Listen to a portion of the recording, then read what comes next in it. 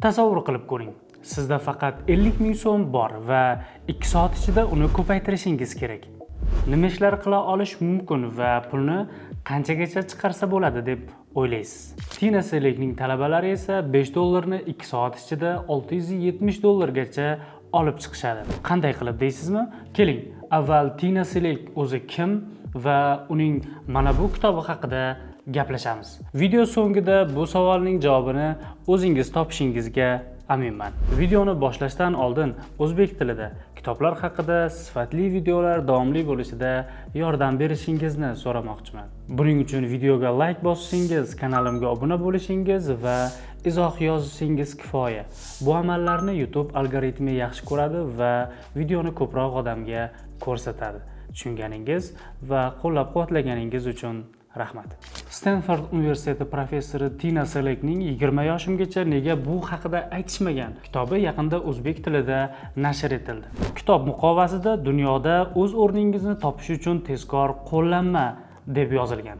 Menimcha bu kichkina da'vo emas. Nima dedingiz?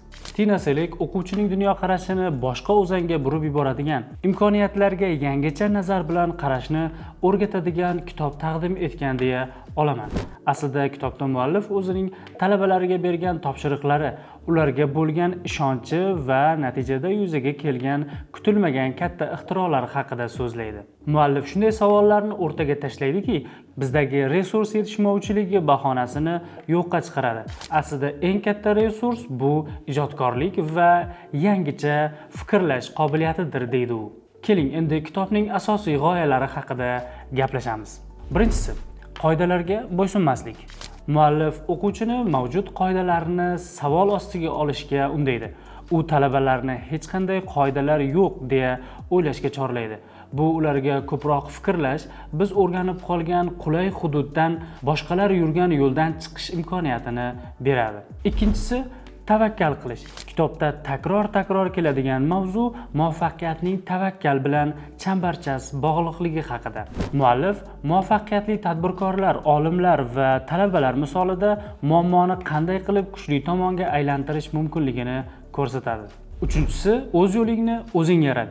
Tina Selek hayotingiz bu o'yin taxtasi va uni faqat o'zingiz o'ynaysiz deydi. Ya'ni hayotingiz faqat sizning ixtiyoringizda ekanini uqtiradi. U talabalarni mavjud yo'llardan yurmaslik, balki o'z yo'lini yaratishga chaqiradi. Buni o'z imkoniyatlarini o'zi yaratgan ijodkor va tashabbuskor shaxslar haqidagi hikoyalar orqali ochib beradi. To'rtinchisi, xatolar o'sish yo'li. Kitobda ko'plab real voqealar ham keltirilgan. Masalan, muallifning o'zi o'tkazgan tadbirlari, boshlang'ich sarmoyasiz boshlangan startaplar va hatto muvaffaqiyatsizliklar ham. Har bir xato o'rganish imkoniyati sifatida ko'rsatiladi. Kitobni o'qib, har kim o'zi uchun turli qismlarini ahamiyatli deb topadi. Kimgadir muvaffaqiyatsizlikdan keyin o'zini o'nglab olish, boshqa birovga esa cheklangan resurslardan foydalanib ajoyib natijaga erishish mumkinligi haqidagi boblar qiziq bo'lishi mumkin. Yana kimgadir esa ruxsat berilishini kutmaslik haqidagi mavzular muhim tuyuladi. Ya'ni biz kitobni o'qib, ayni paytda o'zimiz turgan bosqichni, o'zimiz qilayotgan xatoni ko'rgandek bo'lamiz. Shuning uchun ham kitobning nomiga qarab bu men uchun emas deb o'ylamang.